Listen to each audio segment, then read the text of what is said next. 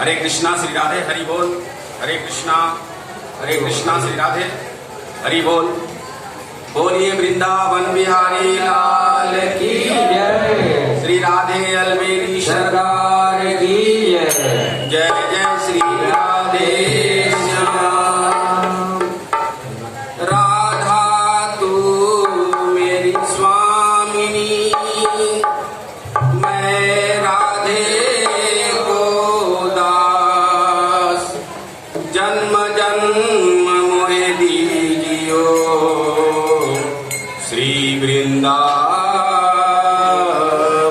वास। राधा तू बड़ी भागिनी, कौन तपस्या की। तीन लोक के नाथ हैं, सो तेरो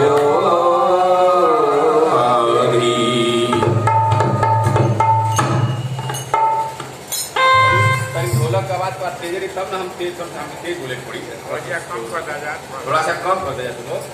हमके आवाज तेज करें थोड़ी अपन भजन गा ऐसे तुम्हारा आवाज कम करो। जय राधा माधव कुंज बिहारी, जय राधा माधव कुंज बिहारी, जय राधा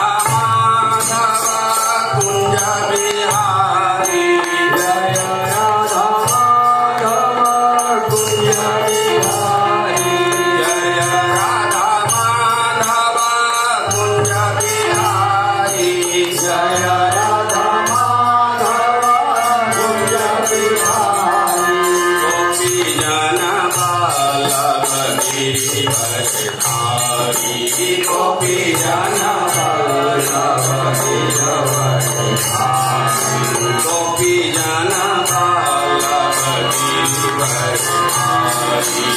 गोपी जन वल्लभ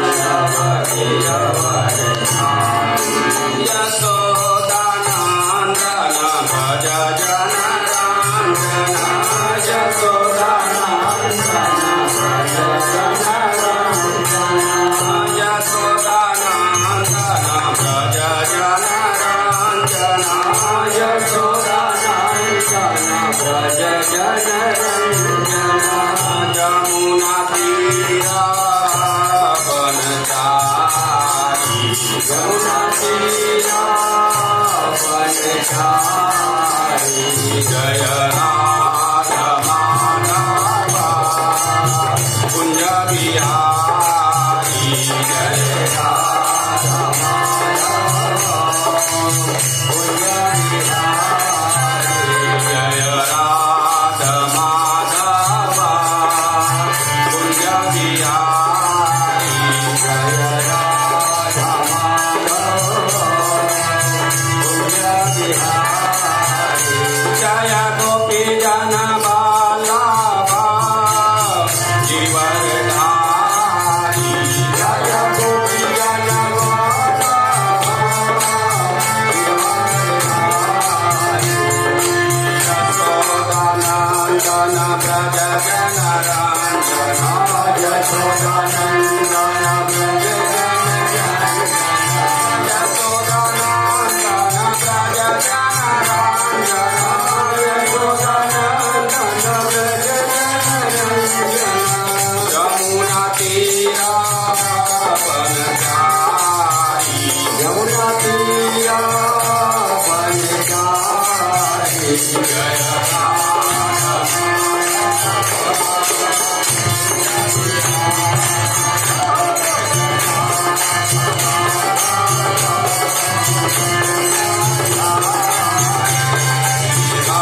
हरे कृष्णा कृष्णा कृष्णा हरे हरे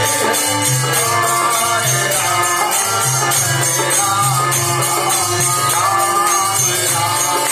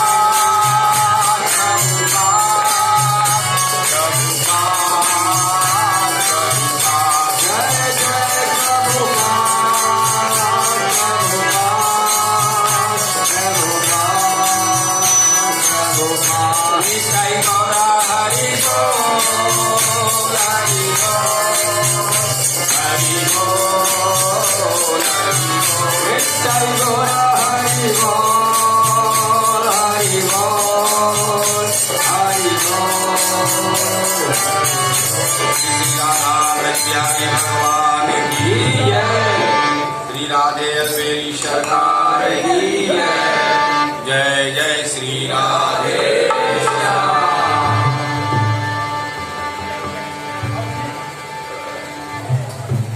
जय जय राधा रमण जय जय नवल किशोर जय गोपी चित चोर प्रभु जय जय गुरुवे गौर चंद्राय राधिकाय तदालय कृष्णाय कृष्ण भक्ताय तद्भक्ताय नमो वंशाकल्पतरुभ्यश्च कृपासिन्धुभ्यैव च पतितानां पावनेभ्यो वैष्णवेभ्यो नमो नमः।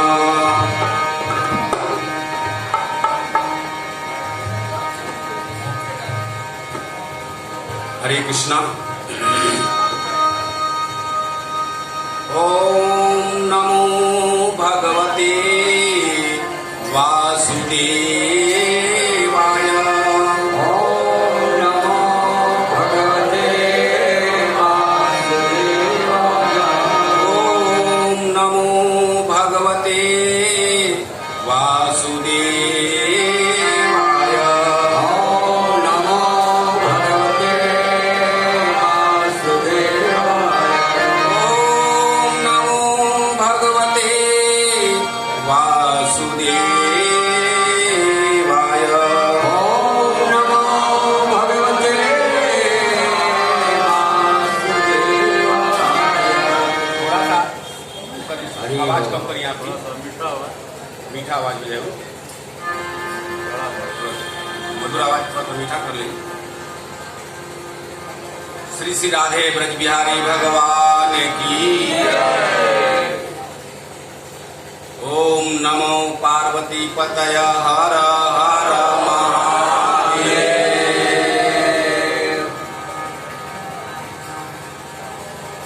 तो परम आदरणीय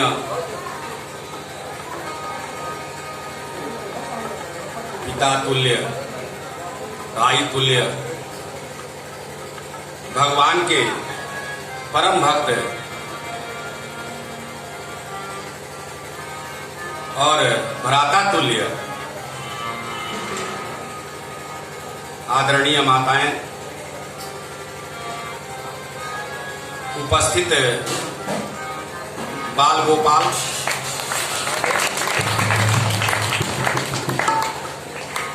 और हमारे कमेटी के सदस्यगण जो भगवान के प्रसाद में लगे हुए हैं, इन सभी लोगों का मैं हृदय से आभार व्यक्त करूंगा, क्योंकि भक्ति भक्त भगवंत गुरु, भक्ति भक्त भगवंत गुरु, चतुर नाम बपुए इनके पद बंदन किए नासे विघ्नयने। भगवान के भक्त के पादार बिंद में प्रणाम करने मात्र से भी मनुष्य की आयु बढ़ जाती है। मैं एक छोटा सा कथा आपको सुना दूं, फिर शिव विवाह में हम लोग प्रवेश करेंगे, क्योंकि पिछले समय मैंने माताओं लोग से कहा था कि शिव विवाह की हम लोग तैयारी करेंगे, क्योंकि बहुत सारा रस्म है और रस्म को पूरा करना है। तो हमको लगता है कि माता लोग तैयारी से बैठी हुई हैं, वह पूरा किया जाएगा। एक छोटा सा निवेदन मैं कर दूं आप लोगों से कि प्रणाम का कितना बड़ा महत्व है। आज तो हम लोग कहते हैं कि प्रभु जी दंडवत प्रणाम, लेकिन दंडवत प्रणाम बोलते हैं, करते नहीं हैं। दंडवत प्रणाम का मतलब क्या होता है, शायद हम लोग यह भूल गए हैं। दंडवत प्रणाम किसको कहते हैं? यह अब बोलचाल की भाषा में एक फैशन हो गया है, दंडवत प्रणाम। दंडवत प्रणाम का मतलब है कि डंडा की तरह लेट जाना। लेकिन कहते हैं महात्मा जी कि लोग दंडवत प्रणाम करते हैं, कहने पर कहते हैं कि ठीक है हम दंडवत प्रणाम किए हैं, तो लेटे नहीं है लेकिन खड़े तो हैं। दंडवत प्रणाम किए हैं, लेटे नहीं लेकिन खड़े तो हैं। भाई डंडा की तरह लेट नहीं सके तो डंडा की तरह खड़े हैं। तो यह बोलचाल की भाषा रह गई है। हम लोगों से के यहां से ये सब चीजें जो वास्तव में हमें सीखना चाहिए, हमें अपने जीवन में उतारना चाहिए, ये सब हम लोग भूल करके हाय हेलो में हो गए हैं, जो कि हमारी कहीं संस्कृति नहीं है। हमारी संस्कृति यह थी कि हम पैर छूटे के माता पिता का, अपने बड़े लोगों का पैर छू करके प्रणाम करते थे। तो पैर छू करके प्रणाम करने में अब कठिनाई हो गया है, झुकना पड़ता है ज्यादा। तो अब क्या करते हैं लोग, घुटना तक छूते हैं, घुटने छू करके प्रणाम कर लेते हैं। और उससे भी नया फैशन क्या आ गया, दूर ही सही से हाथ करके प्रणाम कर लेते हैं। ये सब फैशन है, इसी में हम लोग ढल रहे हैं। लेकिन वास्तव में चरण स्पर्श करके प्रणाम करने का आनंद ही कुछ अलग है। मैं एक कथा छोटा सा बता दूं कि एक महात्मा जी काशी में निवास करते थे, काशी के रहने वाले थे, और उनको बालक नहीं था। भगवान के परम भक्त थे, लेकिन बालक नहीं था, लड़का। तो बहुत दुखित रहते थे। जाकर के एक दिन बहुत लंबी तपस्या किए। तपस्या के फलस्वरूप भगवान शंकर प्रसन्न हुए, और प्रसन्न होकर के जब उनके पास आए तो बोले कि वर मांगो। वैसे भी भगवान जब आते हैं तो वर मांगने के लिए कहते हैं, भाई तुम्हारे हम भक्ति से प्रसन्न हुए, मांग लो जो मांगना चाहते हो। तो वो ब्राह्मण कहे कि प्रभु हमारे पास आपका दिया हुआ सब कुछ है, एक ही कमी है। क्या कमी है? बोले हमको बालक नहीं है। एक बालक मिल जाता। भगवान कहे कि वो मस्त, लेकिन एक शर्त है। शर्त क्या है? कि बालक तो हम तुमको दे देंगे, लेकिन उसकी आयु मात्र 5 वर्ष की होगी। कितने वर्ष की? 5 वर्ष की। वो ब्राह्मण बोले कि कोई बात नहीं प्रभु, उतना ही सही, आप एक बालक प्रदान कर दीजिए। भगवान ओम मस्तु कह करके चले गए। उनको बालक हुआ। हरे कृष्णा कृष्णा कृष्णा हरे हरे, हरे राम राम राम हरे हरे। बालक हुआ। आयु कितना थी? 5 बरस। 5 बरस बीतते कोई देरी नहीं लगता। समय बीतने लगा। वो ब्राह्मण बड़ा उदास रह रहे थे। क्यों उदास रह रहे थे? कि बेटा भी मिला तो उसकी आयु कम ही है, 5 ही बरस की है। संत महात्माओं के यहाँ जाते थे, सत्संगत करते थे। एक महात्मा ने पूछा, क्या बात है आप बहुत उदास लग रहे हैं? बोले, हाँ ऋषिवर, एक बालक भी मिला हमको तो उसकी आयु 5 बरस है, जिसमें 4 साल बीत गया, अब मात्र 1 साल बच गया है। 1 साल, इसीलिए दुखित हूं। महात्मा बोले, इसमें दुखित होने की क्या बात है? तुम एक काम करो, कल से बच्चा को सबको प्रणाम करना सिखा दो। जो आवे उसको दंडवत प्रणाम करे, जो भी मिल जाए रास्ते में उसको प्रणाम करे। महात्मा की बात सुनकर के वो ब्राह्मण आए और बालक से बोले कि बेटा, कोई भी आदमी अगर इधर से क्रॉस करता है तो तुम उनको प्रणाम कर लेना। बालक कहा कि ठीक है पिताजी। बालक आज्ञाकारी था, आजकल के बालक की तरह नहीं। आप जो कहेंगे ठीक उसके विपरीत काम होगा, इसलिए अब विपरीते कह दीजिए तब सीधा काम होगा। तो उन्होंने कहा कि बेटा, जो भी व्यक्ति इस मार्ग से जाएगा उसको तुम प्रणाम कर लिया करना। बेटा बोला, ठीक है पिताजी।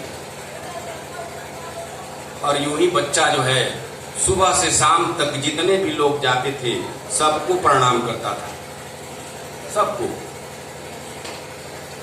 एक दिन सप्त ऋषि लोग उसी मार्ग से गुजर रहे थे। सप्त ऋषियों को देखकर, वो जानता तो नहीं था कि सप्त ऋषि हैं, लेकिन वो लोग सप्त ऋषि जा रहे थे।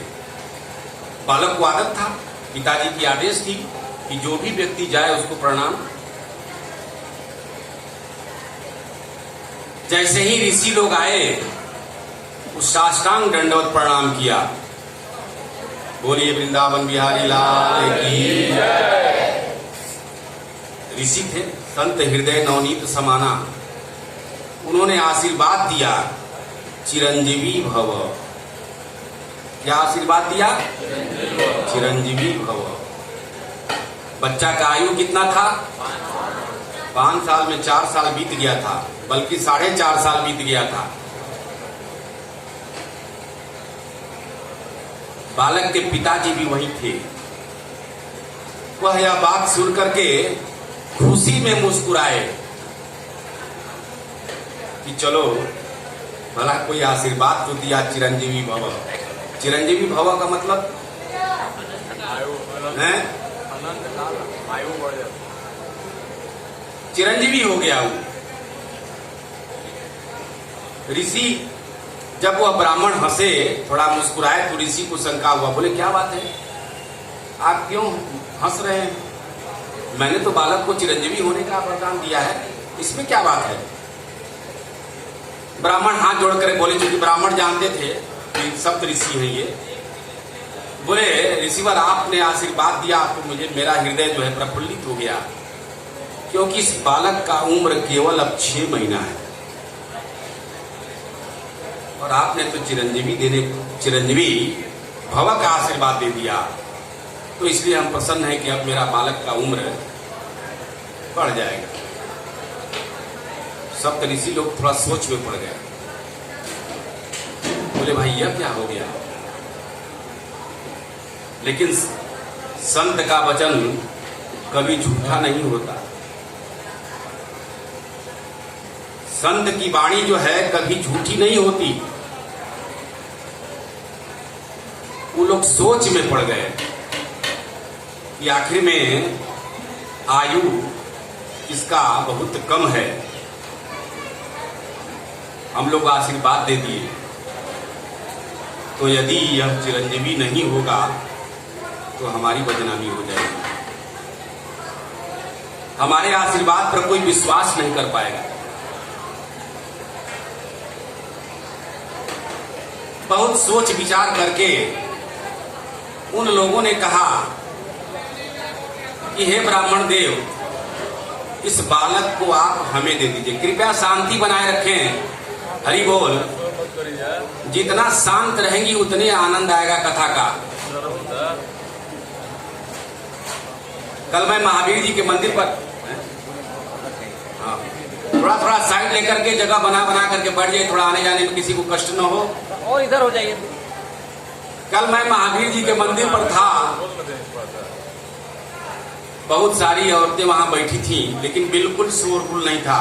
मैं हृदय से आशीर्वाद दिया उन लोगों को, हृदय से मैंने आभार व्यक्त किया कि आप लोग का बहुत बड़ा आभार है कि इतनी शांति से आप लोग कथा सुनी। जितना शांति बना करके आप लोग कथा का श्रवण करेंगे उसका रस का स्वादन मिलेगा, क्योंकि कथा में डूबना चाहिए। जिन ढूंढा तिन पाइया, गहरे पानी बैठ। नहीं तो बहुत लोग पानी के किनारे खड़ा होकर के सोचते हैं कि इसमें पैर रखेंगे कहीं डूब न जाएंगे।